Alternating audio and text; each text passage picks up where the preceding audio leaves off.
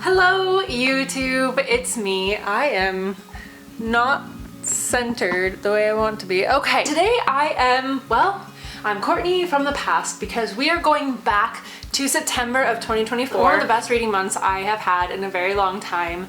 I had so many books that I wanted to talk to you guys about and I just could not find the time to actually do my September wrap up. September through December was an extremely busy time for me. There were shows, I was going to so many events. I had something almost every single weekend. And between weekends, if I didn't have an event, I was preparing for my next event. So I just couldn't sit down and do this video and edit it and get it out there. And I felt really bad because again, I read so many books and I really wanted to talk to you guys about them. But what I did, I came up with a really cool idea in my opinion. What I did is I did sort of like a vlog style video talking about all these books that I'd read. And everywhere I went, I was talking about my books during that time, and I was going to edit all of it together into a big epic video, and it just never happened. And for a while I was actually thinking about just skipping September altogether and not telling you guys anything about it, but there are some authors in there that I really wanted to feature. So we're going back. Like I said, we're going back to September. In a couple of seconds I am going to throw you guys back into the past where I was doing all of these vlogs and talking about all these books. And then we're gonna meet back here and I'm going to talk about the books that I didn't actually get a chance to talk about in the vlog or during these events. And there's quite a few of them because like I said, I read so many books in September. Yeah, have fun! I'll see you in a bit.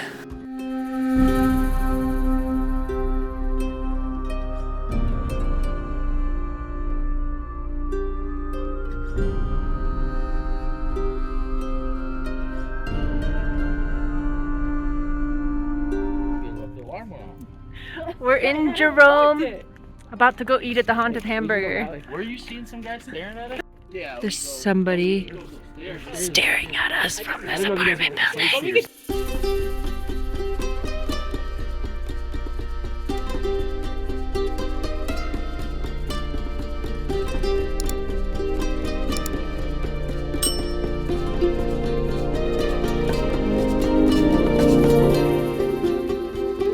If you want to get anywhere in Jerome, you gotta climb stairs.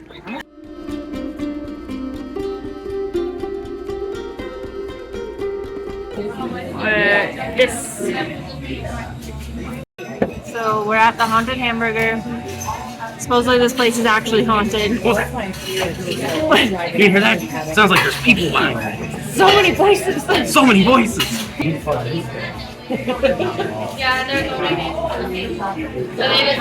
Hello YouTube. My name is Courtney and this is I'm Alex and this is Courtney of Books. Okay, so I don't know if you guys can hear me. I am in a bar restaurant.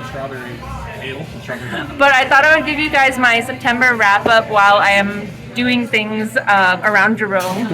And can I taste it? Yeah.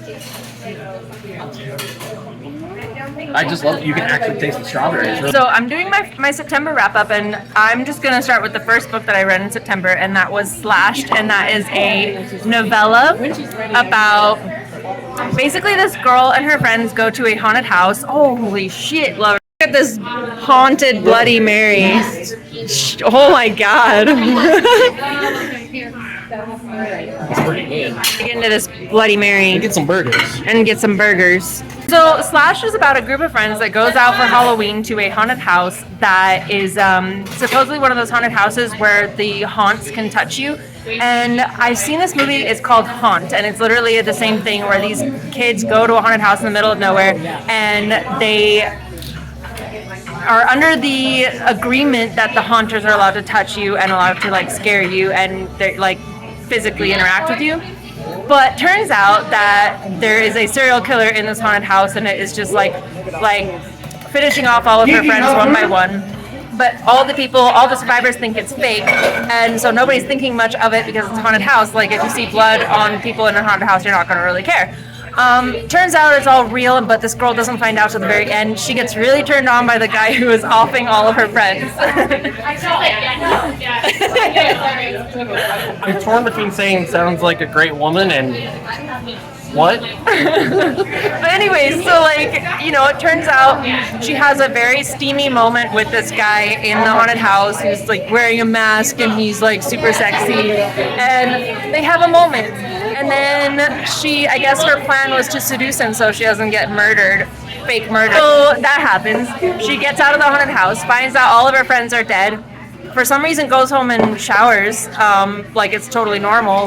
And then I don't want to spoil the ending for you, but it's an interesting book. It was really short. It was steamy. It was kind of comical in like a cheesy slasher way. So yeah, that was the first one I read. Some of my own experiences over here. I have a window just right over here, and it's a staircase down that heads to one of our storage units. When I first started working here, I saw a shadow go right through, and I was like, oh, like as if there was like a sidewalk there, and like nothing too bad about it. It started happening a little bit more, and I was like, not liking that.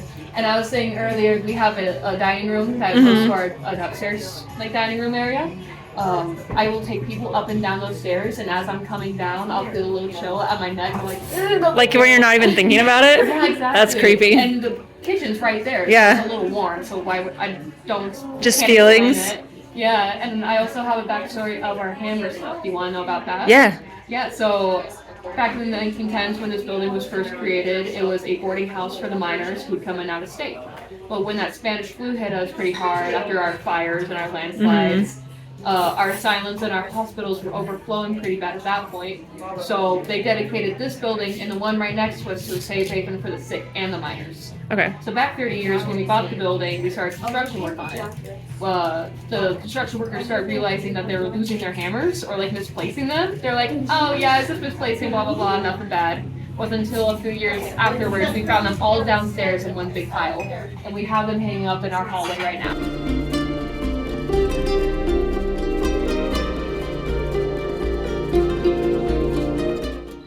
This little bottle will get you back that youthful glow you once had.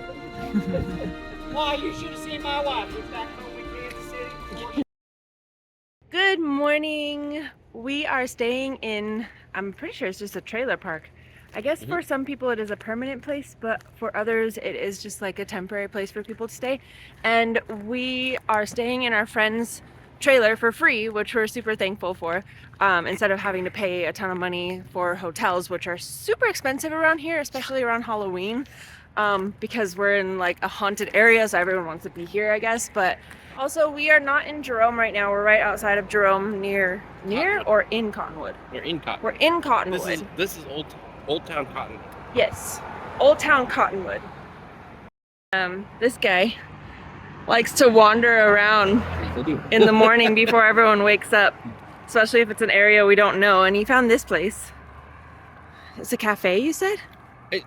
It looks like it's an everything. It's an everything. A Mexico import place, a marketplace, and I think it said cafe. Simply amazing marketplace. Antiques, Mexican imports, man cave shop. Man cave shop, even better. Even better than a cafe. But there's another place right over here too.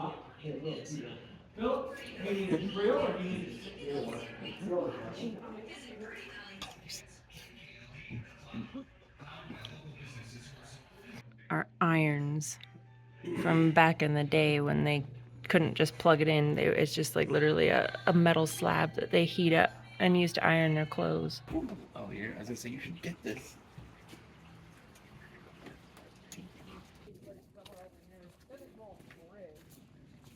I don't know, it goes both ways.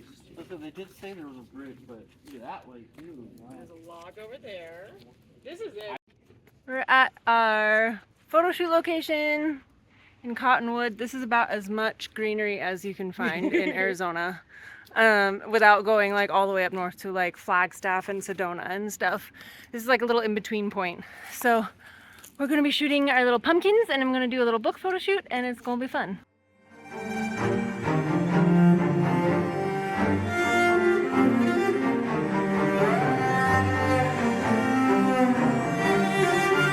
So the next book that I read in September was called Meet at Midnight. And it is a story about, it starts out with this woman who went out with her friends to check out like this abandoned carnival Turns out the serial killer is looking for people to murder, so he kills all of her friends, and she ends up being the final girl. And because she's the final girl, he starts starts obsessing with her over the years until it's some years later when the story picks up, because she is at a Halloween party where everyone is wearing masks. This guy, this serial killer who unintentionally left her alive, who has been kind of thinking about her over the years, ends up going to this Halloween party with the intention of murdering everybody there, just to get, just to indulge. And he ends up finding his final girl there, and the story kind of picks up where they finally found each other. She is also she's kind of been obsessing with him over the years, because I don't know if it's like a kink thing, but she's been, thinking about him ever since he let her live. And she's got this strange fascination with murder and death and everything too. So she's a little bit twisted. He's very twisted. This is a very morally black characters kind of story. There's not really much redeemable about these two except the fact that they're in love with each other, I guess, in the end. And so he ends up hunting her down and trying to finish what he started. And in doing that, he becomes kind of fascinated with her. So he's kind of conflicted about whether or not he actually wants to finish her off. And she is kind of conflicted about whether or not she wants to just kill him in self-defense. And it ends up being this really, really twisted relationship this twisted cat and mouse game where you're not really sure which one is the cat and which one is the mouse, to be honest. But anyways, they end up going back to their carnival to have a final showdown, this abandoned carnival that they both met at, to have their final showdown. And it's half the book is kind of a comical chase, and these two are trying to kill each other, but they don't really want to kill each other because they're fascinated with each other, and it's kind of ridiculous and awesome and murdery.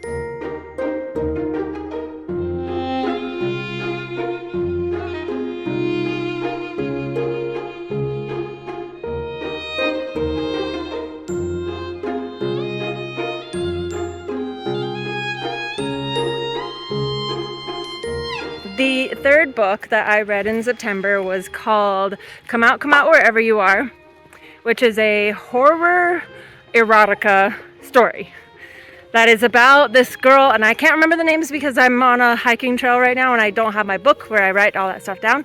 But basically, it is about this girl, and she's in high school, and her and her friend are driving home from some sort of a party, and they are drunk, and our girl, whatever her name is the one driving, and she is drunk. And they start talking about one of the football guys in school that she has a huge crush on. And then somehow he just happens to be on this remote road that they are driving down in the rain, and she hits him and she kills him. And these two friends, being drunk out of their minds and scared because they just committed murder, decide to cover the whole thing up. And they hide the body somehow. They get rid of the car, and then a year later, this guy comes back, and she's obviously gone through a lot of therapy. She's gone through a lot of depression. This event obviously haunts her, but he comes back supposedly having been sent to some hospital overseas where his father put him through a year of physical therapy. He survived, and he's out for revenge. He comes back, and he doesn't want to just turn her in. He knows everything that happened, and he just wants to mess with her, and he basically psychologically and emotionally tortures her for an extended period of time. And then there's a lot of twists and turns in this book. So you should just read it if you are into something like that. Every trigger you can possibly think about is in this book, so be aware of that. But otherwise, I thought it was really, really good. But again, it is a horror erotica, so it is not a romance. It's not going to end like a romance. And so just be aware of that as well. But if you're looking for something for the spooky season with lots of spice, lots of really twisted spice, then I would say check out that book.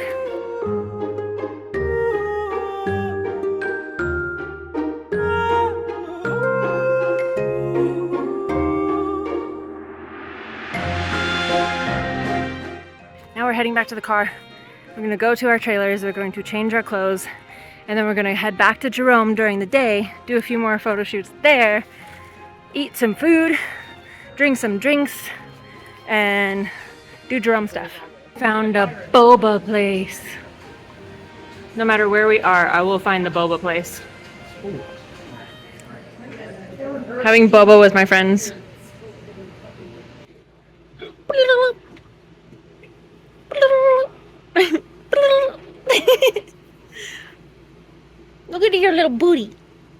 are back in Jerome, and we are doing a photo shoot of Christina.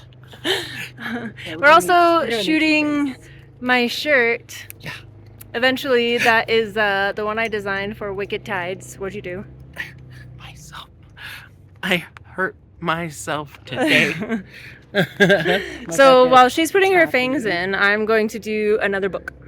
Paused my regular programming because I couldn't remember the next book on my list, but I thought it was cool to show you guys this over there, which is the Jerome Grand Hotel, which we wanted to get a hotel there, like a room, but they're very expensive and it's a very busy season because the Jerome Grand Hotel is quite haunted. All done with photos. We're gonna go bar hopping and eating now.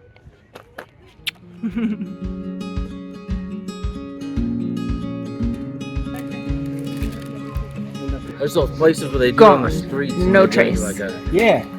That was the best barbecue sandwich I've ever had in my life. Pretty good. Oh, how was your chili cheesesteak? Bland. He's on a hunt for a good chili cheesesteak, and Good chili cheese. You gotta go to Philadelphia. Philadelphia, yeah, whatever that Philly is. cheesesteak. And he Haven't found one yet. hasn't found one yet. It only comes It's a walk-in fridge. 10,000 years. Yay.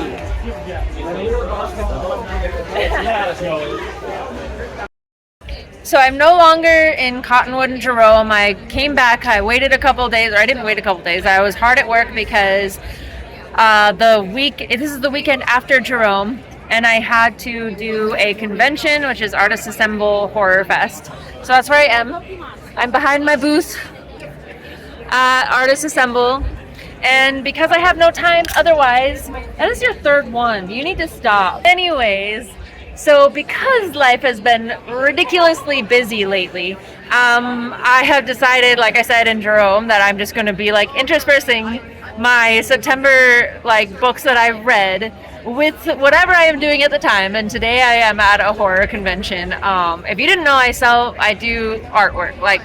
Here's one of my pieces. I do a lot of artwork and I sell them at conventions, and I'm using my phone, so there's messages coming in on my screen. I don't like using my phone anymore. Anyways, so my next book that I'm talking about is Little Stranger by Leigh Rivers.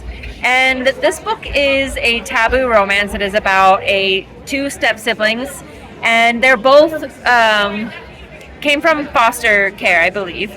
And again, I don't have my booklet with me, so I don't remember their names, but they're both adopted children, so they're not related at all, but they grew up in the same household. One of them the boy has APSD, which I guess I don't know a lot about it, but I know it's like an antisocial disorder. And so he's not really capable of emotionally connecting with people, and apathy and things like that. And this girl's parents, our main character's adoptive parents, kind of warn her about that kind of early on, or not really early on, but when she's a teenager, when she's a little bit more mature, they warn her about it. So he's got issues, and he also, because of some trauma that happened when he was a young boy, has a voluntary, he doesn't speak. It's not that he's incapable of speaking, but some sort of trauma has made it to where he doesn't want to speak anymore, so he uses sign language, so he's mute. So these two grew up together. She learned sign language. Come to find out that he is in love with her, as in love with her as he can be with an antisocial disorder. And these two start to develop a strange relationship with each other growing up. And when they become adults, it gets even more complicated. Stuff happens. He is sent to prison, and he blames her for not taking his side. There's not really good lighting in this convention hall, I won't lie, but he blames her, and he when he gets out of prison, kind of goes to find her for vengeance sake, and things get even more interesting. So, like I said, without giving stuff away, or without giving enough of it away, it's a very taboo romance. It's very dark, so if you like dark romance, it's very dark. I mean, dark as in lots of kinks and masks and knives and things like that. So if you don't like that kind of stuff, don't read it. But if you do, it's a really, really good book for those dark readers. I really enjoyed it. I will be reading the next book, which is Little Liar, which I think just came out or is coming out. I can't remember. I know I've been seeing a lot of stuff about it in my feed on Instagram. But anyways, I'm going to move on to the next book probably tomorrow. I am so tired today. It's been a very long convention so far. But you know what though? I don't think you can see. I don't know if she's there. I can't. I'm right there. You should go be creepy and just walk by. Right there is Jodelle Ferland's table, and if you don't know who that is, who are you? Because she is a really, really great child actress, and I got to meet her, and I got to I got a commission for a piece of art that somebody wanted to get signed by her, and she came and took pictures of it, and it was really fun, and I got a selfie with her, so I'll be posting more about that later. Anyways, hi! This is my artwork.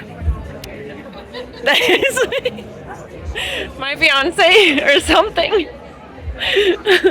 This is more of the stuff that I do on my alternate website. If you guys want to check it out, I would appreciate it. If not, no hard feelings, whatever. Those are all messed up somehow, but so this is my table. Sometimes I bring my books. It depends on if I read the crowd and it looks like some people want books, I'll bring them. These are my thirst trap serial killers, slashers, that I made into stickers. Those are available on my other website, just FYI.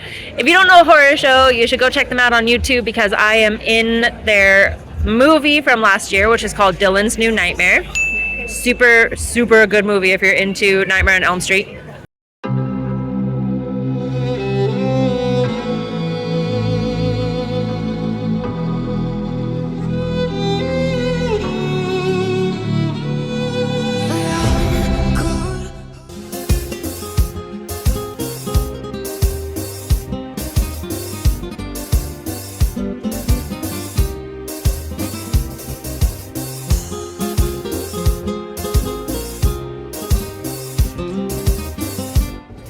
So I didn't really take video at the event because I was freezing my butt off the entire time, and I took my wig off, but I will have pictures of what I actually look like because right now I'm wearing my boyfriend's poncho because it's pouring rain outside. We just went to the Dia de los Muertos celebration in Tucson, Arizona.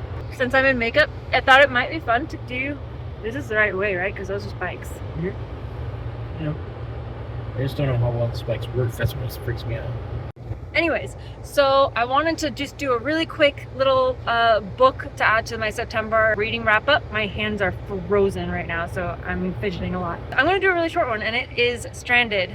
I can't remember the author because, again, I don't have my book with me, but the book will be somewhere over here. Stranded is a short read. It's about this woman who takes a retreat to a remote hunting cabin or something to just get away, and she meets the landlord or the man that owns the cabin, and he is some dude who has a kink for wearing masks, specifically ghost mask from, that's Call of Duty, right? The ghost mask? Yes. Okay, he has a particular kink for wearing the ghost mask from Call of Duty, and he ends up obsessing over this girl that's staying in his cabin. He obsesses with her so much that he starts spying on her. I don't know if he puts cameras in the house or not, but he definitely just keeps a really close eye on her. And she starts getting turned on by it when she finds out that that's what he's doing. And basically it's just a really, really weird, kinky mask fetish novella where these two end up getting together and they do a lot of morally black things, and yeah. It is the morning of October 19th, and I am almost all prepared. I have all my stuff that I have to pack into the car, somewhat in one spot, and we're about to start packing and heading over to Ashley Castle, where the event will be. And I'm going to hopefully vlog everything, but it's going to be very difficult because half the time I'm going to be in a costume and I'm going to have like gloves on and makeup and I'm going to be interacting with people, but I will do my best. We are on our way to the Fable. Yes, our car ceiling is falling apart.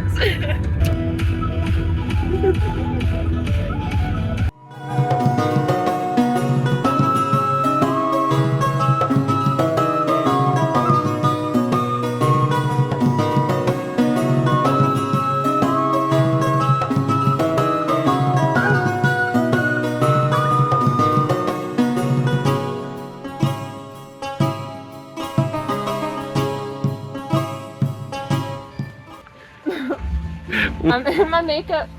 I can't smile because for obvious reasons. But look at my boobs. My fiance did it all himself. You should be very proud of him. He did all of this. He's been very creative, and he's gonna be manning my booth. He's holding the camera, but he's gonna be manning my booth while I go sit over there with my tea. And creep people out? Yes.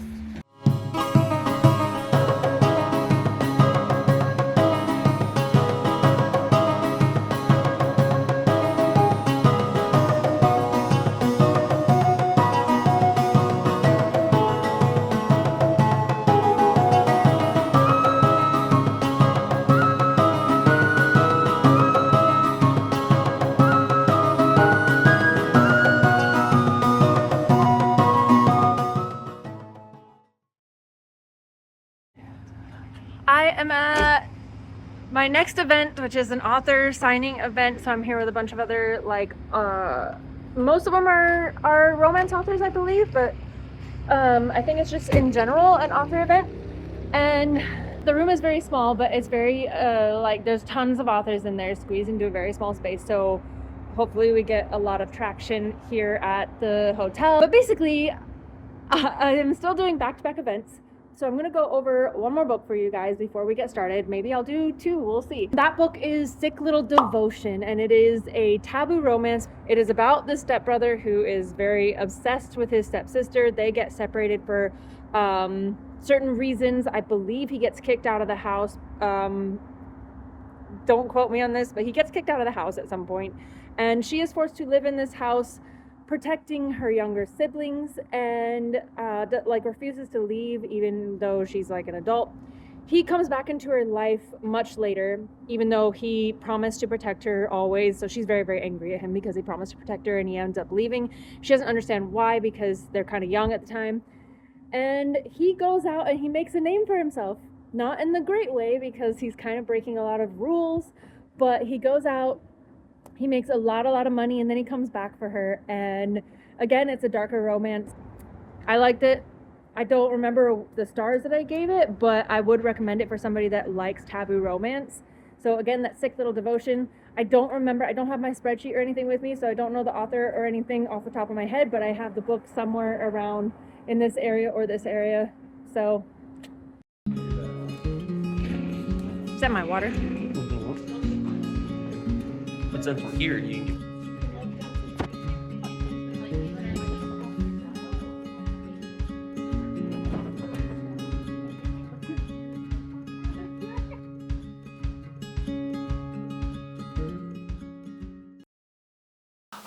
And we're back. I hope you guys enjoyed that little bit of this.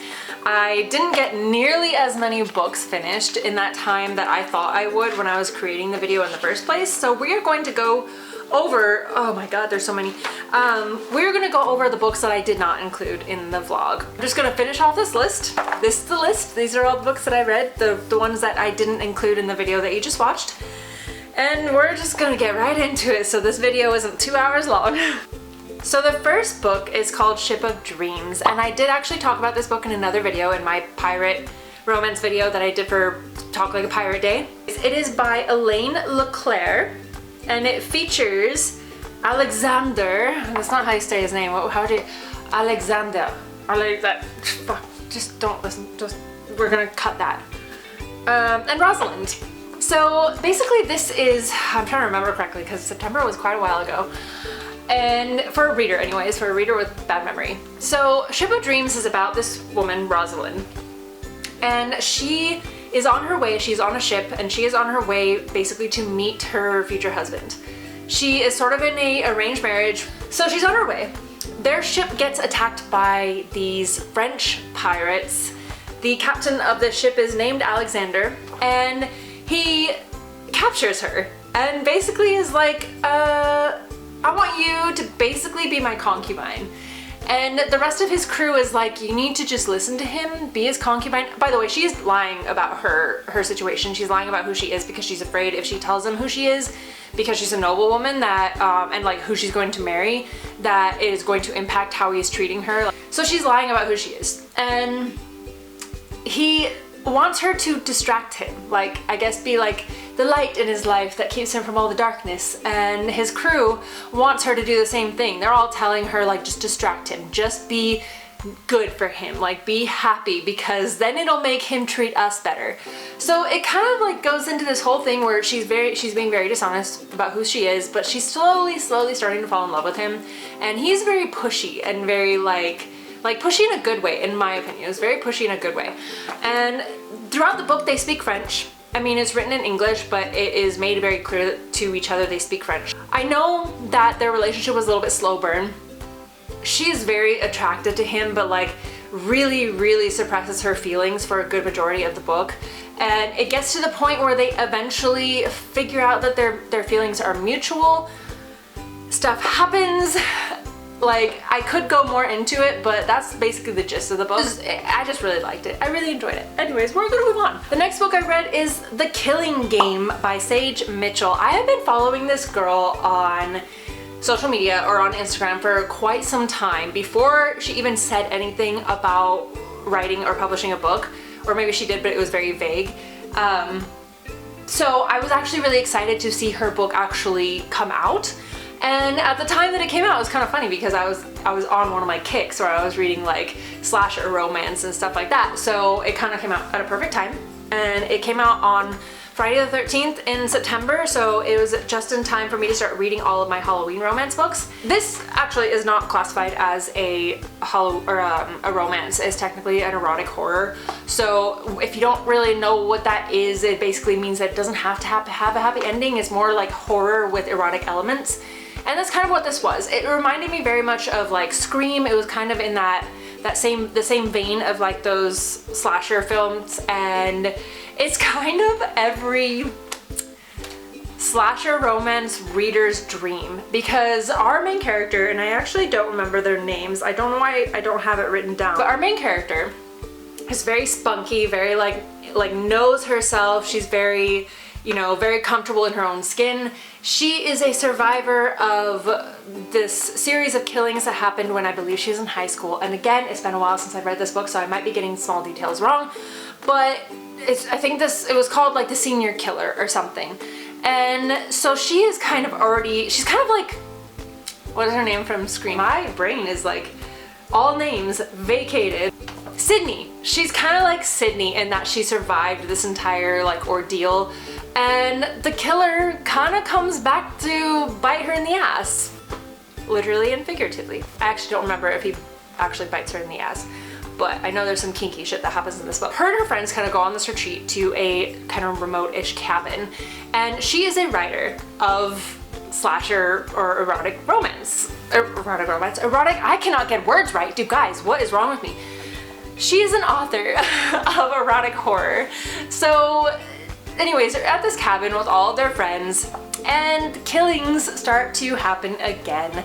And it's kind of like this big deja vu, and there's not a whole lot I can say about this book because there's a few twists and turns that are kind of sprinkled in there. There are some very kinky sex scenes having to do with knives. It's an erotic horror slasher romance book. But anyways, congratulations, Sage, on your first published book. I hope you all the success. The next book that I read is Owned by Pirates. See, I was on like this huge pirate kick in September because that, again, I wanted to do the Talk Like a Pirate Day thing. But anyways, Owned by Pirates is Pirates #1 by Haley Travis. Again, I don't know the names of these characters. Usually I have them written down, but I was slacking, I guess, in September, so I do not have them written down.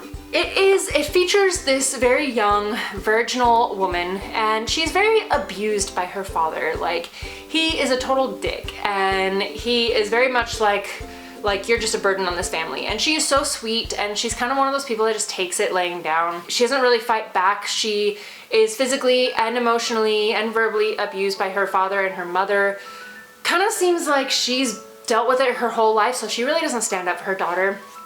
But anyways, she is a seamstress, and she's on her way home one day, and she sees that a pirate ship has docked in their little town, and being this kind of like sheltered woman who wants a life of her own, technically. She kind of peeps at these like pirates, sees the pirate captain. He's very, very sexy. He gives her a little wink and she goes home.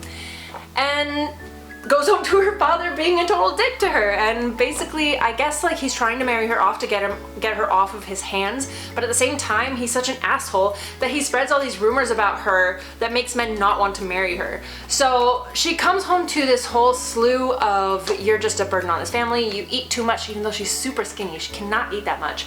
You eat too much, you cost too much money, and she doesn't fight back. It's not like she says anything, but he gets riled up anyways, and he takes her down to the docks and he's like, this is it for you. I am selling you to these pirates and you're going to be gone for good. And so basically, yeah, he drags her down there and he's like, how much will you give me for my beautiful daughter? And the pirate captain, this is not like the normal pirate books, because in a lot of pirate books they're very like they're very tough and they're very like manly, hairy, like dominating men. No, this guy was so sweet, and he saw how this father was treating his daughter, and so basically he gave his father a lot of money to take her off his hands to protect her. He had no intent of taking her onto his ship and using her in any way. He just literally could not stand the sight of this father like being such an asshole to his daughter. So he bought her. She ends up living on this ship. She sleeps in his cabin only so that she doesn't have to sleep with his entire crew. So it's kind of a one-bed situation. And he ends up being very, very protective of her. Very quickly gets very, very attracted to her. She is a young virgin, so she makes herself useful on the ship by basically being a seamstress. She sews like them clothes, she repairs clothes, all kinds of stuff. And it's kind of a found family situation because the crew really adopts her like super quickly. And then slowly, he's like, I have the hots for you, but you're a virgin and you're young and I don't want to force you into a situation because I know that you didn't come upon the ship of your own free will. I think it's kind of easy to predict where that story went, but it was, for a pirate romance, it's very, very sweet. Don't read this book if you're looking for that gruff, like alpha male kind of vibe. It's not that. He's very much a cinnamon roll with her. And yeah, I just thought it was cute. It was cute. Read it for the cuteness, not for the piratey like action, because it was very different from a lot of pirate romances. The next one is When She's Handy by Ruby Dixon. I have not read Ruby Dixon in so long, and it was so refreshing to go back and read some of her stuff again, because she is such a palate cleanser to me. I read a lot of dark romance, I read a lot of like very gritty romance, and when I go back to Ruby Dixon, it's just so like, reading Ruby Dixon's books is easy. They're simple, they're not written in any overcomplicated style, they are straight to the point, everybody is just like, it's always such a happy ending, and this was no different. So When She's Handy is part of the Rizdaverse universe, and if you don't know what that is, it's basically this very vast series of standalone books all taking place on Rizda 1. I can't remember, but the planet is called Rizda something. And it's basically a refuge for humans who have been abducted from Earth, and in this universe, you cannot return humans to Earth because humans don't know anything about aliens, and it will just blow their minds so much to have a spaceship come in and drop them off, even though they got abducted somehow in the first place. But it's basically like a universal law that you can't return humans to Earth because humans are not advanced enough to know that aliens exist. Something like that. So when humans get taken into like slavery or things like that, they are rescued, they're usually put on Rizda. So they're giving like a plot of land or something, and they're allowed to farm, they're allowed to work, they're allowed to basically do whatever. And this woman was placed there on Rizda, and I can't remember her background. I believe that she was in a situation where she would have become a slave, or she was a slave. She was rescued by this very sexy, I can't remember what their name is. I know they're on, like, they're called the Sakui on, like, in her Ice Home and, like, Ice Planet series, but I can't remember what they're called in the Rizdaverse. They're basically the same species, but different. I can't remember what they're called. But anyways, so it's one of her big blue horned alien species, and he is the one that saved her. She has had the biggest crush on him ever since he rescued her, and he left. and then he returns. And she is like this handy woman. She basically collects junk and makes stuff out of it and sells it. So he comes back, and I can't remember what his job is, but it's something to do with junk. Like, he's like emptying all this junk onto Rizda, or going through it, and he sees her sifting through it, like trying to find stuff, like scavenging for stuff. And so they see each other again, and she's like, hey, it's been a while. I still have a raging crush on you. And he acts very distant and kind of seems like he doesn't like her. But, you know, when with Ruby, she usually switches points of views. So when it goes to his point of view, he very much likes her. He does not think that he is worthy of her. He's not from a noble family. He doesn't think that he has the right to like her and to be with her, basically. So he plays hard to get, and she does not let up. She is so adorable. She is like, she goes to his house. She's like, hey, we're going on a date, or like, hey, we're hanging out. You don't really have a choice. I really want you. And she's very straightforward about it. And eventually, you know, it's Ruby Dixon, so it ends happily. But yeah, it was cute. It was very classic Ruby Dixon. The next one is also Ruby Dixon, and it is also part of the Rizdaverse, and it is called When She's Pregnant. And I don't remember, because I read so many of her books, I kind of like get characters mixed up, but I'm pretty sure that this woman, she wants a baby. I don't remember why she wants a baby. I think it's because she's just lonely and she wants a family. So she basically like hires somebody to be her sperm donor, right? This person bails on her or is unable to do it. So she takes something from the doctor that is supposed to make her ovulate, and so she is like super horny, and this guy bailed on her, and this whatever she took is very expensive. She can't afford another dose, and she's like, what do I do? I am so horny, I am so fertile, and I can't afford to do this again. And somehow she finds herself going to, like, I believe it's like the equivalent of like the police station, and she zeroes in on this one like officer, and she's like, would you be willing to sleep with me just once?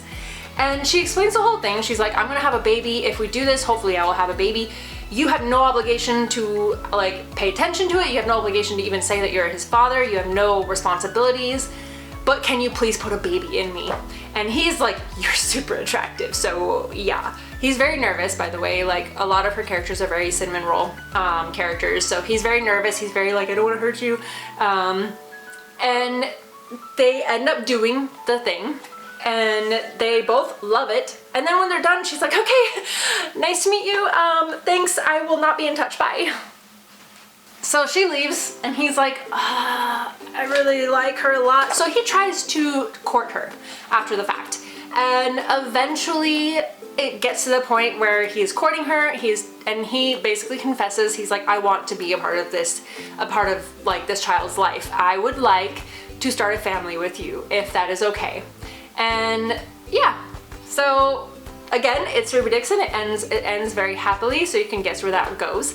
And it was cute, like everything that she writes, and I enjoyed it. So the next one is, we're going like opposite end of the spectrum now.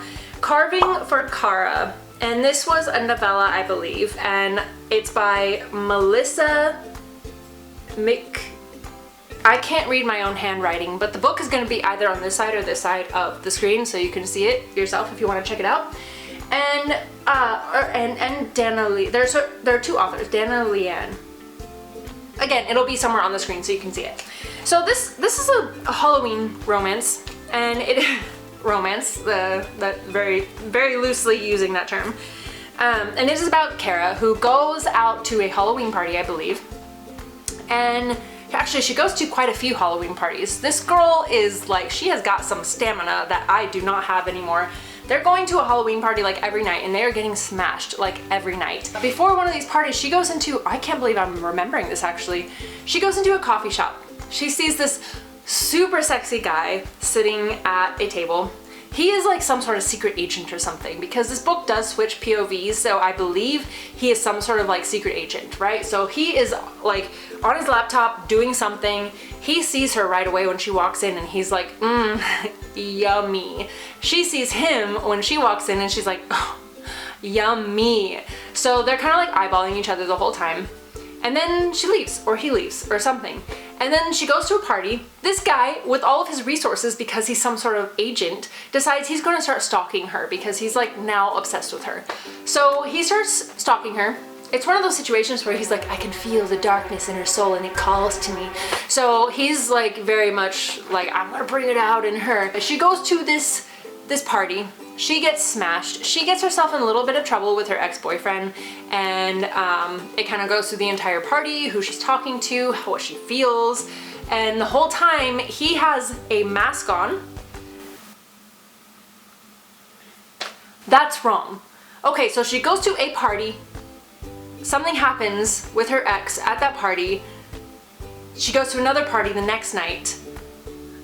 Stalker boy is wearing a mask now and is still like stalking her. But anyways, I don't want to give a whole lot away to this novella, but it is, if you were looking for a sweet romance, this is not that. This is definitely not that. They have some wild sex in this book, and then he does things that proves that he is not all like, he's not the guy that's gonna give you roses and candies, okay? He's gonna give you something else, and you may or may not like it. And let's just say Carving for Cara is a more literal title than you might think. So the next book on this list is actually, and I have this one, this book, Elemental Origins Book 1, Water's Gambit by Adina, and I actually follow this author as well. I'm not picking my nose, I swear. I have like an itch right on the tip of it and it's driving me nuts. But anyways, I follow this author on Instagram. We've been following each other and chatting for quite a long time. Her book just came out in September of 2024, and obviously I had to read it. You know, I have a lot of dark romance books on this list. That is something that I read quite often, but I do have a soft spot. That is why I read Ruby Dixon. And in fact, I think I showed you guys this before, but I am a huge fan of Barbie, okay? Huge fan. I will read the darkest, most twisted romance ever, and I will watch horror movies all day long and play horror video games and dress up in scary outfits and scary makeup all day long. But I love Barbie, I always have. This is my Ken doll Barbie that my sister got me, and he's gorgeous. And let me open it up for you because you have to see him. But he's beautiful, and when I get my own place, I'm going to put him on display for everybody to see and for everybody to be jealous. But that is just me proving to you guys that I actually do like some lighthearted things. You know, I do like the color pink sometimes, and again, I do love Barbie. I love the Tinkerbell movies. And so I read Water's Gambit. And this is a hefty book. This is her first book, and she does plan to do an entire series. The elemental gods have created like these water nymphs, or like these nymphs, to basically protect man on Earth. And all of these mermaids have like different abilities. Our main girl, Naya, is water in this book, and she is kind of feeling unfulfilled. Like she's feeling like there's something missing in her life. And so she spots this dashing young man on the water's edge, and he's got like blonde hair, he's like tan and glistening in the sun, and she's like, you, I want you. And so she basically pops out of the water and she's like, hey, you wanna kiss me? And he's like, hell yes, I wanna kiss you, you're like super hot. So they kiss, things happen. They go into her underwater realm with all of her sisters, all the little critters that live down there, all of the magic. And I believe the best way to describe this, again, because I love Barbie, if you watch the Barbie movies, there are so many of them, but there's a particular series called, I don't remember what it's called actually, but it is a mermaid series. This book reminded me so much. If you were to take the Barbie mermaid movies and make them a little bit more adult and add some smut into it, that's what this was. So if that's your vibe, go for it. So yeah, anyways, I do plan on spraying the edges of this book because I've been practicing spraying edges and stuff. So yeah, hopefully soon. I mean, look at all that real estate on that book that I could decorate. Next one I read was Carnival Monster by Selena Winters. And these books were something. So there's this traveling carnival, and it comes around, I believe in the book it is around Halloween that it has hit this town where this girl lives. And this guy is really messed up. This carnival, it kind of seems like it collects all of the outcasts and the crazy boys, and they're like, hey, you have nowhere else to go, why don't you be a part of this carnival where you can wear a mask and just be a psychopath? And all these guys are like, perfect. So this guy, I believe his name is Gage. I don't know what her name is, but he wears a mask. His job at this carnival, I believe, is a haunter. Like, he wears a mask and goes around scaring people. And this girl walks in with her friends, you know, like, it's Halloween, we're just gonna be like at a creepy carnival, it's gonna be like whatever. And he sees her and he's like, I am obsessed with you. And it's one of those situations where he puts, like, I believe, I might be getting it mixed up with the second book because they are very similar, if I'm being completely honest, but I think he puts cameras in her room to spy on her. And she very much is like, ooh, like she actually finds the cameras pretty early on and kind of senses that he is watching her very early on, and she puts on a show. She is not shy at all. She's like, if you want cameras in here, I'm gonna give you a lot to look at. So she starts doing things that just strengthens his resolve. He's like, yeah, no, I definitely want you. And they begin a very twisted and toxic relationship because Gage is a murderer. He goes around killing people for no reason, and I think that's why I didn't give these books a higher rating, is because like I do like slasher romances and stuff, but I want there to be at least like one little redeeming quality about them, otherwise I don't really care if they have a happy ending. And he didn't really have that. So if you want just like smut and darkness, then this is the book for you. Because they get together, she has a R-word kink, and he has like a chase kink, I think. I might be getting that wrong, but basically they like to reenact certain things when they are having sex. And that's totally fine, like, that's fine. Literally the only problem I had was the fact that he goes around killing random people who I think don't deserve it.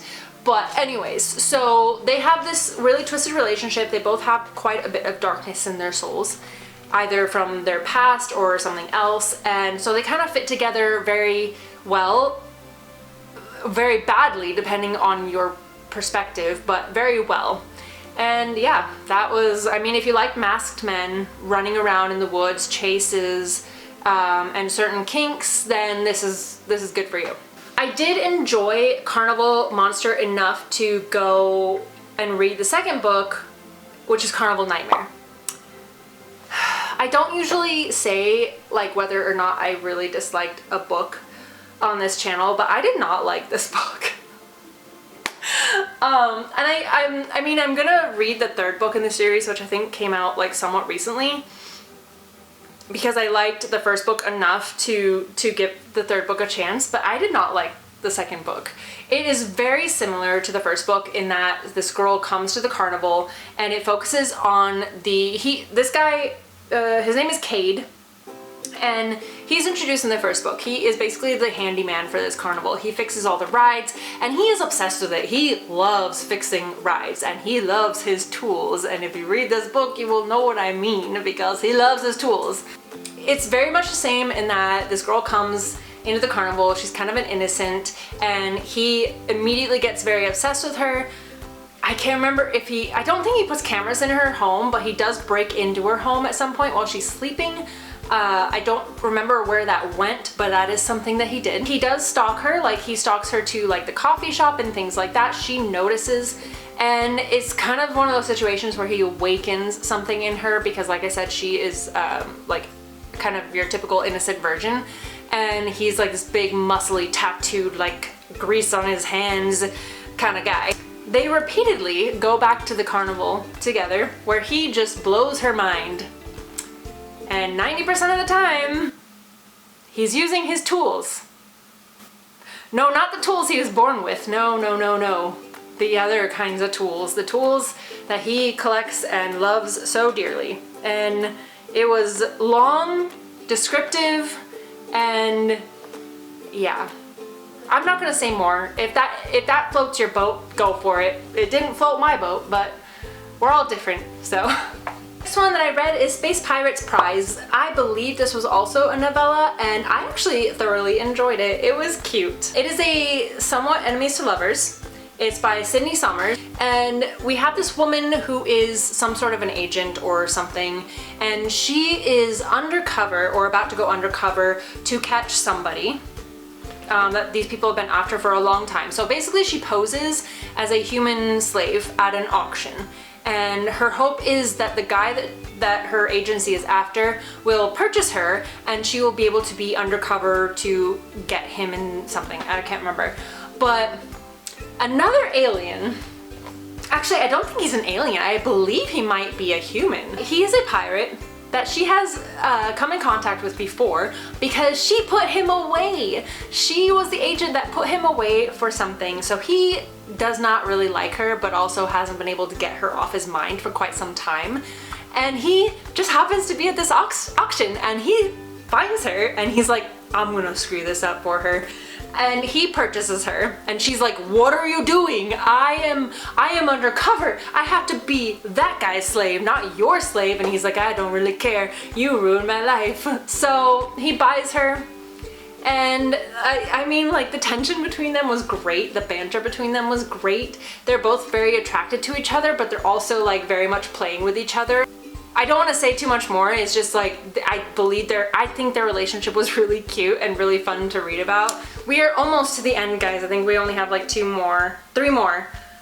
Okay, so the next one is A Pirate of Her Own by Kinley McGregor. And so many books, I'm actually starting to lose my voice. So this is, crap. I'm trying to remember which one this was.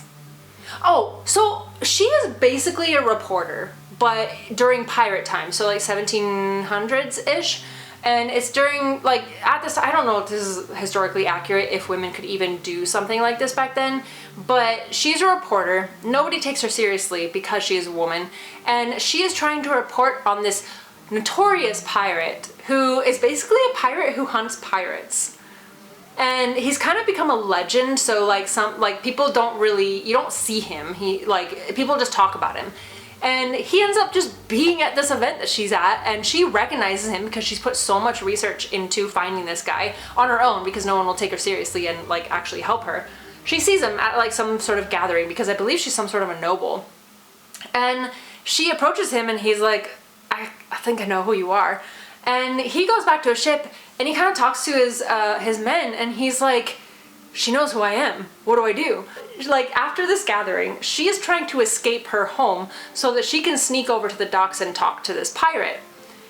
But meanwhile, one of this pirate's men, I really cannot I can't remember, his name is Morgan, I believe, but one of his men takes it upon himself to go and capture her so that they can kidnap her and keep her from telling everybody who this pirate is. So as she's running out of the... this is a good book, I just thought this part was really ridiculous. As she's running out of the house, she trips over something and hits her head, and basically knocks herself out, and he kidnaps her and brings her onto the ship. And then the pirate captain is like, what have you done? And he's like, well, I got you the reporter. Like, you're welcome. And then the pirate captain's like, well, now we have to take her with us because now she absolutely knows who I am. And yeah, he brings her with him on his voyage, and their banter is really hilarious because she's a very sassy woman, and she starts doing woman things on this ship, like you know, being kind of a housewife sort of in his cabin, because he keeps her in his cabin, I think. And they're just like an old married couple right off the bat with like the way they talk to each other, and I just thought it was so fun. And I loved it. It was more lighthearted than some of the pirate romances I've read, so if you like that, but it also had like a gritty feel. So if you're looking for a good pirate romance, I would recommend that one. We are so close to the end. We have 2 books left, you guys. Okay, the next one is Enslaved by the Ocean by Bella Jewell, and it is part of a series, but they're kind of standalones, I believe. And these are modern pirates. I was avoiding these books for some time because I could not imagine modern pirates being anything more than disgusting. And I know that like not modern pirates were also we can disgusting. make up more fantastical ideas around old time pirates, I feel, because they don't exist anymore. But when it comes to modern pirates, like they still exist. You see them on the news, like they're disgusting. And so like when I saw that this was about modern pirates, it's like I was like, how are you going to make this sexy? Like how? Tell me. So she doesn't, as much as I thought. But basically they are modern day pirates. This woman in the first book is fleeing her husband. I guess he's an abusive husband. She's fleeing her husband on a boat. She has hired all these people to take her across the ocean to someplace. I can't remember. I think she might be going to the USA, or she might be going to the UK from the USA or something like that. But in the water, something happens. The engine just spontaneously explodes. Her and like 2 other people or 1 other person is forced to get into a lifeboat, and they're just kind of drifting for a while, and they have nowhere to go. And then this pirate ship sails up and they take them on board, and the captain is a total asshole. Like he is not someone like that I would have had any interest in if he didn't grow more in the book. But basically he takes her and he's like, perfect, I can now use you to pay off my debts to this other pirate, so thank you for just floating around in the ocean for me. You're pretty enough. Awesome. And she's like, I hate you. I hate you. They go through a lot of the book just hating each other, and she tries to escape. He is not cool. Like he is an asshole. I know he hits her at one point. If you want knight in shining armor, this is not it. He is not the kind of person that gives any shits about her up until like way later in the book. But overall, it was not as bad as I thought it was going to be. I actually thoroughly enjoyed it, but that's just me. I like horrible characters sometimes, and by the end of it, he was very much like touch her and die. So I did appreciate that, and there were some twists in there that I wasn't expecting. There were a couple parts, however, that I found so comical. It was like a cartoon. I just remember one specific part where she's like kind of walking around on the deck. And this is what I'm talking about when I say those kind of ridiculous parts. This is an example, okay? So she's like walking around on the deck, right? There's a rope coiled on the floor. And she goes over there, somehow trips on this rope, and trips so hard that she is tangled in it. So she has to like sit on her butt trying to untangle her legs from this rope. And I'm like, how do you do that? When you trip over a rope, what did you do? Like, did your feet like tie it up into like a knot? So she's trying to untangle it. The pirate captain comes up and he's like, what have you done? And she's like, I tripped on the rope, leave me alone. He tries to help her up, and in doing so, his leg gets caught in the rope as well. And they are like, stop it, no, stop struggling. Oh my God, you're making it worse. And in their struggles, both of them get incredibly tangled in these ropes to the point where they are on the ground, just wrapped in these ropes. And my brain was like, this rope is alive. This rope just sprung off the ground. It was like Lady and the Tramp, or not Lady and the Tramp, what was it? It was 101 Dalmatians, right? Where they like tangle the 2 up and that's how they meet. That's what I was thinking about. I was like, this rope is like, you two are going to be together, and I'm going to tie you together until you realize it. But anyways, there's comical situations like that that just made it a little bit weird. Without those, I thought it was a good book. It was more interesting than I expected it to be. We are on the last book, you guys. When I say that I read a lot of books in September, I was not lying. Okay, so we're on the last book, and that is number 2 in this pirate series by Bella Jewell, and it is Where Darkness Lies. Where Darkness Lies is about one of the characters from the first book. She is a young member of the crew, and she was basically, I can't remember how he acquired her. She ran away from some sort of a situation where there was assault, and somehow ended up on his ship, and he decided to just kind of adopt her and take care of her because he has a similar background as well, so he sort of empathized with her. And so yeah, she kind of grew up on the ship, which I guess is like part of the reason why he was a little bit humanized in the first book. But the second book is about her, and I can't exactly remember what, I think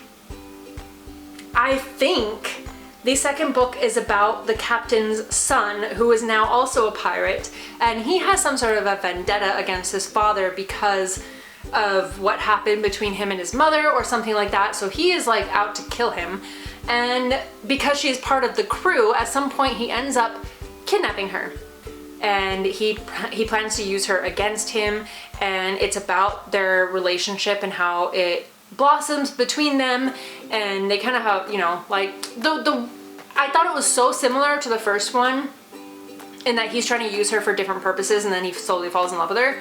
I thought it was too similar for me to like really get into it. But I will say one of the things that I really enjoyed is that because of this assault that she went through as a younger person, she considered herself a virgin because she had never done it in a consensual manner. And I really liked that, because when they finally got together, I thought it was really sweet because she kind of explained that, and he was very understanding of that. The rest of the book was eh. But again, if that floats your boat, no pun intended, then I would pick it up. It's decent if you want to get into pirate like romances and you're very much into morally gray, morally black characters.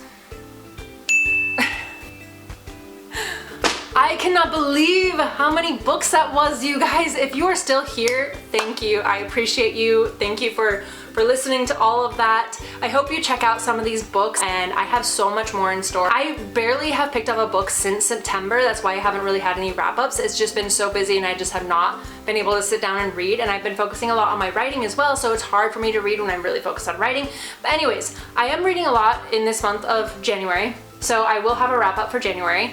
But until then, thank you for being here. Thank you for watching. If you're not subscribed, please subscribe. I am trying to get to 700 subscribers on this channel, and I cannot do that without you guys. So like it, share it, comment if you've read any of these books or if you have any recommendations in the comments below. Also, if you are an indie author who writes in the romance genre and you want to put your book or plug your book in the comments, please do so. I originally made this channel because I wanted to help support indie authors, and so I am always looking for other books, and I know as an indie author that is really difficult for readers to find your books because we don't have a lot of money on promotions and stuff like that. So please put your books in the comments. I would really appreciate it.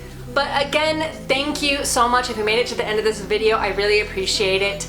And I will see you all in the next video. Happy reading, bye!